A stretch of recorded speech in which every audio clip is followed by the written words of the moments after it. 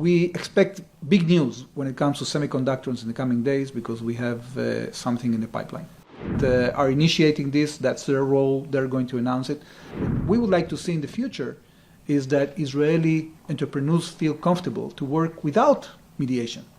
Come here, visit production hubs, do the business directly. Are you also expecting big contribution from Israel or India on the semiconductor front? Because India is very focused on that, right. As well as the startups.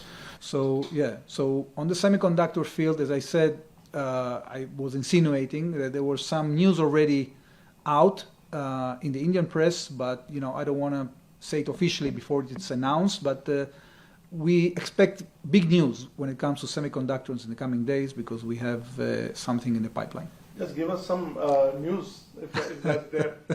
Well, I cannot put the carriage in front of the horses. There are some private sector people that are initiating this. That's their role. They're going to announce it. But the trend is very clear. We're going to see a lot of movement there. And another field that we want to promote is the whole issue of sourcing. So that can be relevant both for the innovation sector, but also for the traditional sector.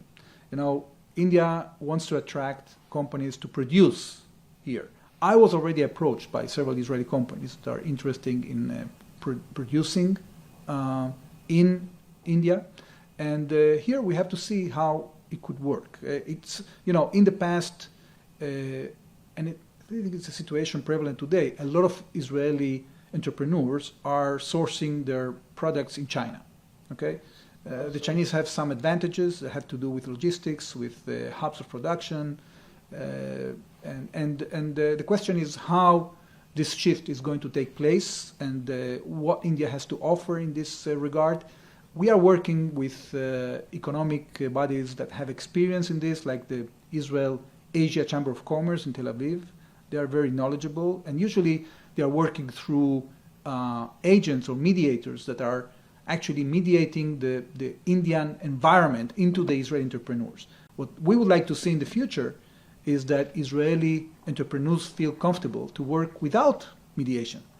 Come here, visit production hubs, do the business directly. So there is a gap that still we have to narrow before we can really enjoy what India has to offer in terms of labor, in terms of production capacity and things like that. And this is something that I will have to dive into in order to, as I said before, to untap the potential that exists. Ambassador, as you mentioned in this answer, that you are preparing for a shift. So can we understand that now Israel is more willing to invest in India than China? Because we are the competitors here in the Asian sphere. Yeah. So what do you understand from your statement? Well, the nature of our relations with China wasn't necessarily in the context of investment. It was in the context of enjoying the manufacturing capability that the Chinese market could offer for those who want to import finished goods to the Israeli market. Because the Israeli market is a knowledge-based economy that is concentrated mainly in exports of services and less in exports of finished products. Our traditional industries died decades ago. And we actually develop IP, develop patents, and then we go and produce in other countries. So the question is, to what extent we will be able to produce here? There are some Israeli companies that are already doing that, but we want to expand that. And that will require investments, and that's what we want to promote. So can we conclude that India is more preferred than China? Well, I'm a diplomat, but it goes without saying. The bonds that unite, that bring together India and Israel are unique.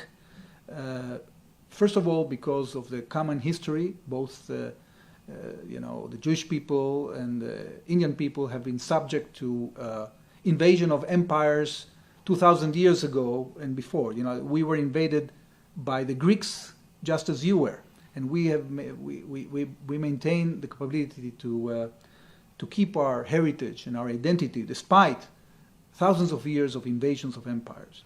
We have in common as I said before, the principles of freedom, of moderation, of accepting the other.